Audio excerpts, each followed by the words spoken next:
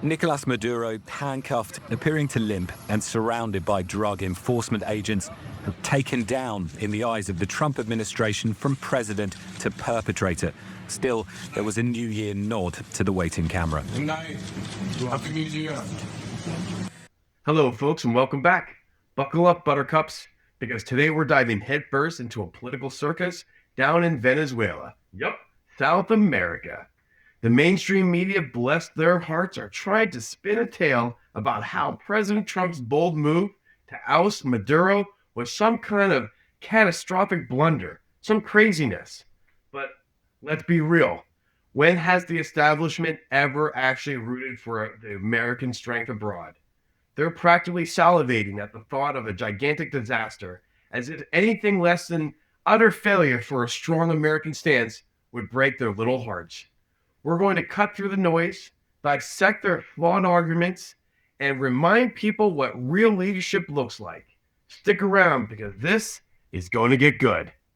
Crowds waited outside the notorious New York jail, where he now faces charges of running a violent cocaine trafficking empire, a claim he's always rejected as a front for regime change.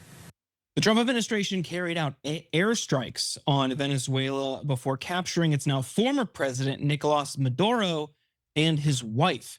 As you heard in that video, Maduro was brought back to the United States to face trumped-up drug trafficking charges, even though Venezuela is not a major player in the international drug trade. Hold on a minute.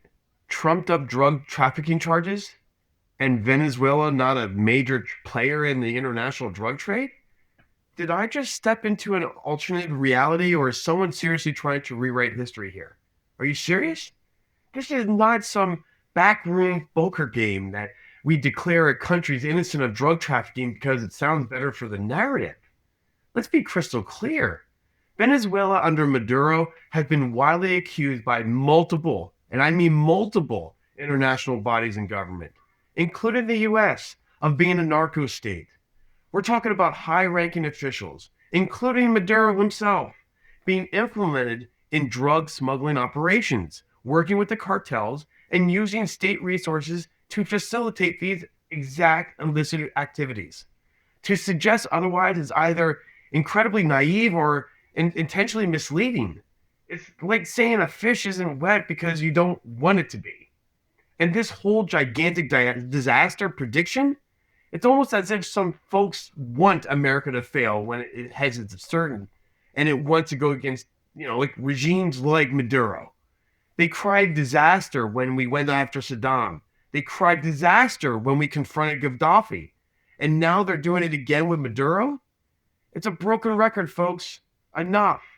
They mistake strength for recklessness and decisiveness for disaster. The truth is, sometimes you have to clean house. You have to kick some ass. And that involves taking out the trash. Maduro was a dictator, a human rights abuser, and by all accounts, a flat-out criminal, a drug trafficker. Removing him from power isn't a disaster. It's a necessary step towards stability and freedom for the Venezuelan people. The real disaster would be to do nothing and let a narco-dictator continue to oppress his own citizens and destabilize the region. Some experts just can't see past that, as they think that the anti-American bias should be kind of passed around. To acknowledge that it's better for him to be behind bars is a win. At least that's how I see it. But the most important question now is, what happens next, and why is it likely to be a gigantic disaster? It turns out one of the worst members of the Trump administration may be put in charge of running the entire country of Venezuela. Before I tell you who, Cenk, your 2 cents. Yeah, I'm going to explain to you folks, after Jordan gives you all the facts, why this can't possibly work out. There's only one scenario under which this is not an epic disaster. I'll tell you that scenario as well. But we have a ton of evidence for you guys on why this is going to be epic in how terrible it turns out. So I want you guys to make sure that you know the downsides of this, as some on the right are celebrating like we just accomplished a mission. It reminds me of that mission accomplished moment that Bush had on his aircraft carrier. So we'll get into all that. Jordan, first give us the facts. Now, Maduro is currently jailed in New York and earlier today pleaded not guilty to federal drug trafficking charges. But aside from his kidnapping, little has changed in the political makeup of the government of Venezuela. Its current acting leader, Maduro's Vice President Delcy Rodriguez, was sworn in shortly after Maduro was seized by the US. And you might be wondering, what about that Maria Machado woman who the US was supposed to install as a puppet leader? Well, Trump threw her under the bus. Mr. President, is the U.S. aware of the location of opposition leader Machado, and have you been in contact with her? No, we haven't really been aware of it. I think it would be very tough for her to be the leader. She doesn't have the support within or the respect within the country. She's a very nice woman, but she doesn't have the respect. Mr. President. Now, Trump is right about one thing. Maria Machado is hated by people in Venezuela. An October 2025 poll from the pollster Hinterlaces showed that 91% of those consulted have an unfavorable opinion about the opposition leader, Maria Machado. The poll also placed Machado as the most unpopular, with a rejection rate significantly higher than the rest of the country's political leaders. But that's not actually why Trump shafted her. According to two sources who spoke to the Washington Post, the real reason is that he's bitter. She won the Nobel Peace Prize. Although Machado ultimately said she was dedicating the award to Trump, her acceptance of the prize was an ultimate sin, said one of the people. If she had turned it down and said, I can't accept this because it's Donald Trump's, she'd be the president of Venezuela today, this person said. Now, despite Maduro's vice president getting sworn in, Trump announced that the United States will now run the country, even though our government can't run itself. We're going to run the country until such time as we can do a safe, proper, and judicious transition. So we don't want to be involved with having somebody else get in, and we have the same situation that we had for the last long period of years. So we are going to run the country until such time as we can do a safe, proper, and judicious transition. And it has to be judicious because that's what we're all about. Oh, the irony is thick enough to cut with a butter knife. The immediate snark about Trump and the judicious and safe transfer of power is exactly what you'd expect from the crowd that conveniently forgets history when it suits their narrative. They want to dunk on Trump for anything, even when he's talking about stabilizing a foreign nation after removing a corrupt dictator. Let's be serious for a second. When a country is in chaos, when its leader has been removed for crimes, horrible, egregious crimes, someone has to step in to prevent a complete collapse. Who exactly do they propose should take that reign? The local drug cartels? The Cuban-backed militia? Or perhaps the UN, which has a stellar track record if you really look at it? Well, maybe not. Trump's statement, while perhaps blunt, highlights a fundamental truth. If you're going to remove a bad actor, you better have a plan for what comes next. And sometimes that plan involves a temporary, firm hand to guide things. Is it perfect? No, of course not. Is it messy? Yeah, absolutely it is. But it's a far cry from the anarchy that would ensue if America just walked in and whistled a happy tune. The critics here want to have their cake and eat it too. They'll criticize intervention, then criticize inaction. They'll mock the solution, but offer only like a real ridiculous alternative. It's a classic move. Find a flaw, exaggerate it, and ignore the big picture. The big picture here is talking about a criminal that is out of power now, and trying to prevent a power vacuum from spiraling into further humanitarian crisis. That's not something to be scarfed about. It's a monumental task, and sometimes it requires a leader to say, we're in charge for now, deal with it. If you're not going to do something, he will. Thank you, Donald Trump. Yeah, if there's one thing that Donald Trump is known for, it's a judicious and safe transfer of power. It's unclear ultimately what he means there. It seems that the Trump administration didn't plan for what would happen after Maduro was ousted. But according to the Washington Post, The White House is weighing giving Stephen Miller, Trump's deputy White House chief of staff and Homeland Security advisor, a more elevated role in overseeing post-Maduro operations in Venezuela, according to one person with knowledge of the conversations. Of course, Miller is best known as an anti-immigrant zealot who's led the mass deportation charge, but he's also took a central role in the effort to remove Maduro, according to the Post. How he or any U.S. official will actually run the country of 30 million people hasn't been laid out yet. Rodriguez, the newly sworn-in president, is remaining defiant. She called for Maduro's release and made it clear she opposes U.S. intervention. Something that the Venezuelan people and this country have very clear is that we will never again be slaves, is that we will never again be a colony of any empire of whatever kind. Now, in response to Rodriguez, Trump reasserted that the United States is in charge of Venezuela and plans to coerce current leadership in Caracas, telling reporters aboard Air Force One that we're dealing with the people that just got sworn in. And don't ask me who's in charge, because I'll give you an answer and it'll be very controversial. What does that mean? A reporter asked. It means we're in charge, the president said. When asked what he needed from Rodriguez, Trump said, we need total access. We need access to the oil and to other things in the country that allow us to rebuild their country. We're not the only ones who are skeptical about Trump's plan for managing a post-Maduro Venezuela. Elliot Abrams, Trump's own former special envoy to Venezuela, called Trump out on CNN for his implausible plan to run an entire country. How is the United States actually going to run Venezuela? I doubt there's much planning been done for this, but partly because it was necessary to retain operational security. I don't think many people in the government knew this was going to happen. The United States cannot run Venezuela. It would be extremely difficult. You know, it's a very big country. It's twice the size of California, 25 million people roughly. It's too complex for us to run. We haven't even scratched the surface of the oil side of things. We'll get to that in a moment. But Cenk, I want to bring you in here. What do you make of this news? Yeah, so I'll tell you what the plan was supposed to be. I'll tell you what it wound up being, and I'll tell you what it's going to be as we go forward.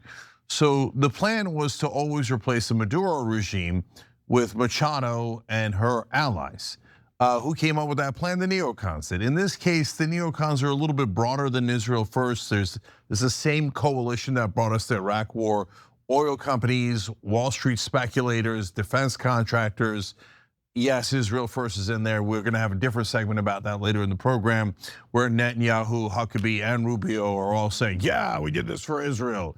Okay, but that's not the only reason we did it at all. It's a confluence of all of those factors coming together. And so they were supposed to put Machado in place.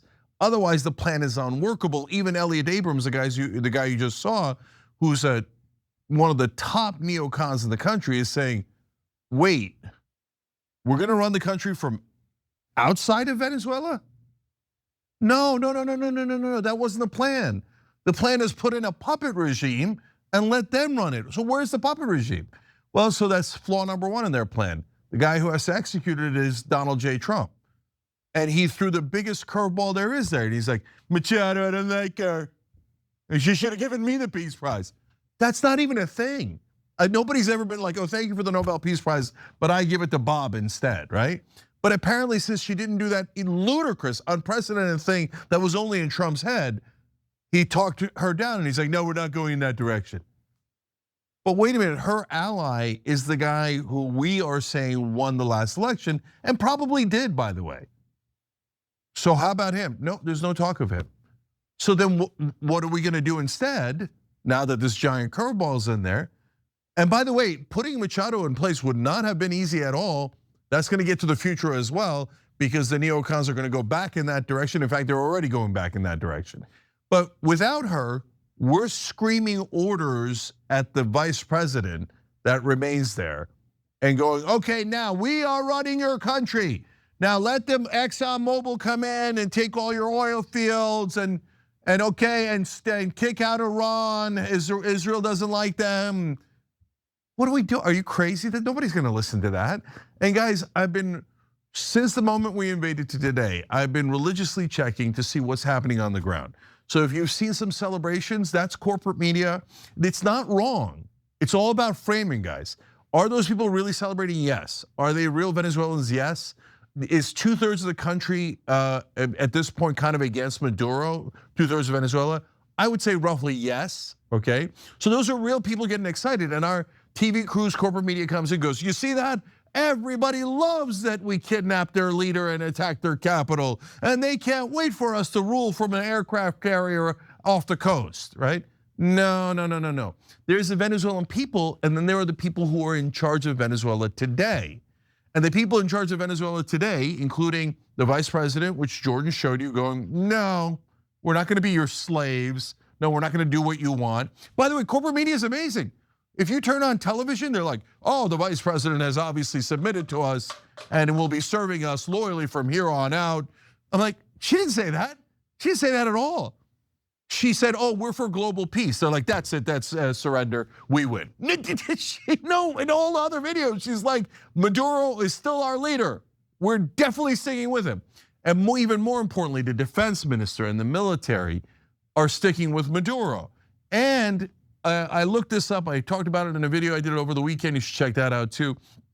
There are local gangs and militias that are under Maduro's control, and they're now roaming the streets and patrolling the streets, and they're not going anywhere. So what happens when Trump's bluff gets called, which is the future?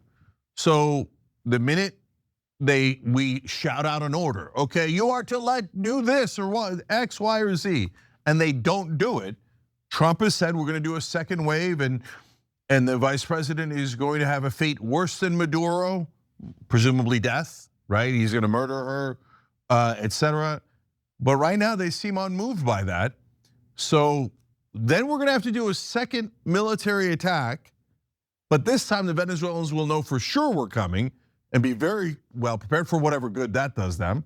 But much more importantly, then we have to have guys on the ground directing people. They're gonna run into the militias, they're gonna run into the military, they're gonna run into Maduro forces. And there we go, quagmire, bogged down in an insurgency. So either we're going to be totally ineffectual, they're not gonna listen to us. And there you have it, folks. Now we're gonna start talking about the CIA and how incompetent they are for all these decades, but they can still protect the country from other foreign countries. But hey, we're not gonna really give them credit. We're gonna start comparing the CIA to where it was back in the day with Bush. It's crazy. Every time America asserts itself, these talking heads, they just keep talking, dust off some of the same old playbook of doom and gloom. First, let's address this CIA's incompetent narrative. While no agency is perfect, we all know that. Don't dismiss decades of intelligence work and covert operations as utterly incompetent.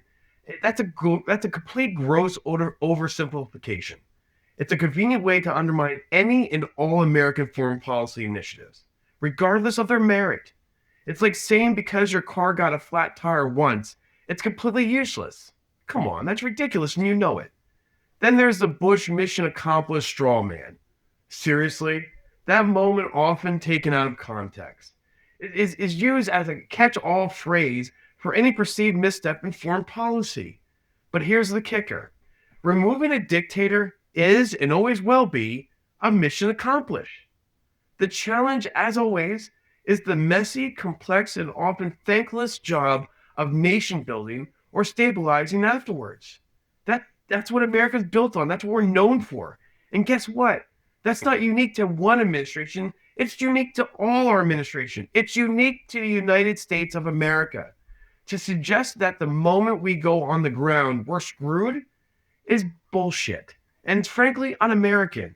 It ignites the strategic thinking, the resources, and the resolve that can be brought to bear. They can't be brought to bear. Is it easy? No, of course not. Will there be a challenge? Of course there will be, absolutely. But throwing your hands up in the air and declaring a quagmire before it even starts, it's at the utmost surrendering to tyranny and it's ridiculous. We have to remember who we are. We're the United States of America, damn it. It's going to be humiliating, and we're going to have to tuck tail and turn around. Or much, much worse, we're going to get there on the ground and it's going to turn into a massive insurgency.